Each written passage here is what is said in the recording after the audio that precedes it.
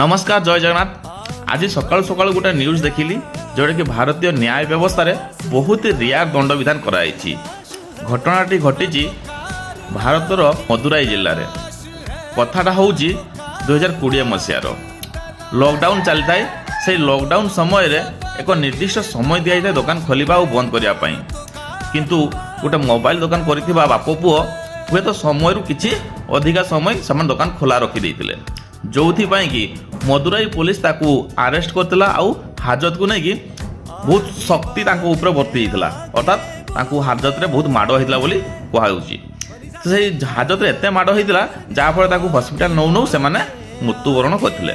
तो यारी ऊपर गोटे केस रुजु होता आई केस जो फैसला है से 10 जन अरेस्ट होते पुलिस ऑफिसर आटा सीबीआई तदंत करुला।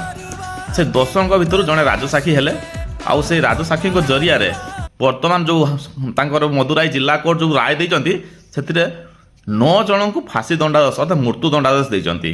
भारतीय न्याय व्यवस्था रे प्राय आगरू केबे पुलिस ऑफिसर को 9 जन को एकाथरे फांसी देवा विरल घटना केबे आगरू हेई नाही जोटा कि प्रथम थर पर न्याय व्यवस्था रे हेची आ एटा सारा भारत वर्ष को पूरा चकित कर देजी।